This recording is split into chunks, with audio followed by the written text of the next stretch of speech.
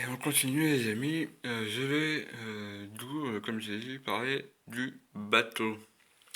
Parce que les bateaux, effectivement le bateau de Christophe Colomb, euh, effectivement, il me semble que ça a été un argument pour défendre la théorie platiste,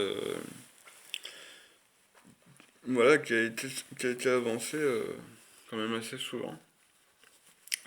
Et donc, alors en général, que ce soit les platistes ou les globistes, ils avancent le bateau pour débunker la théorie adverse.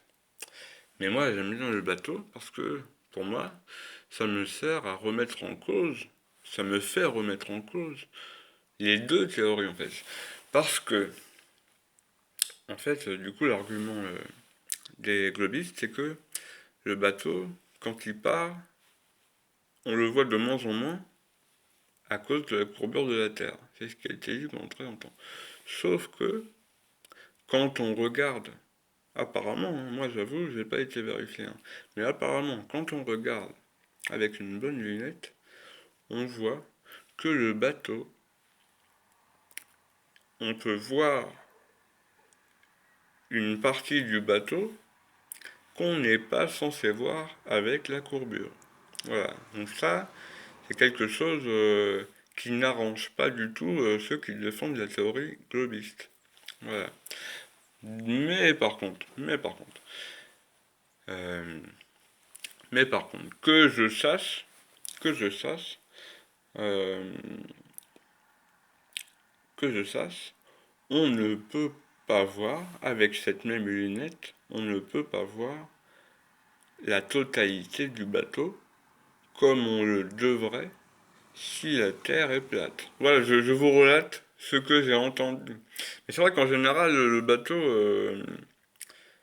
la discussion, moi j'ai jamais entendu, j'ai pas entendu de discussion qui durait un peu entre Platis et Globis à propos du bateau parce que j'ai l'impression que c'est quelque chose qui met du plomb dans l'aile aux deux théories. Et vu que chacun défend sa théorie, bon bah voilà.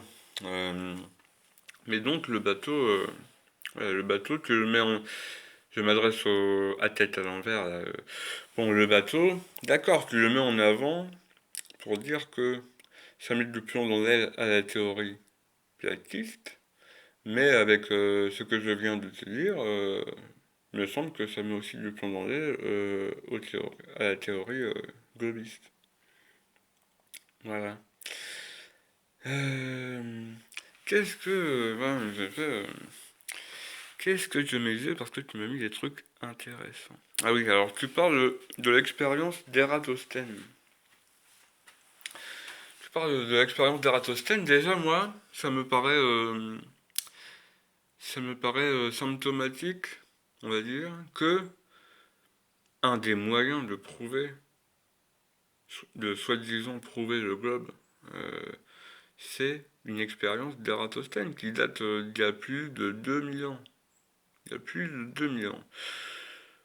Donc, bon, voilà, c'est pas parce qu'elle a plus de 2000 ans qu'elle vaut rien.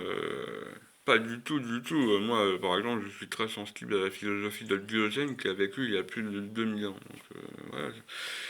Mais, alors déjà, le fait d'avancer un argument qui est très vieux comme ça, moi, ça me fait réfléchir. Hein, ça me fait réfléchir.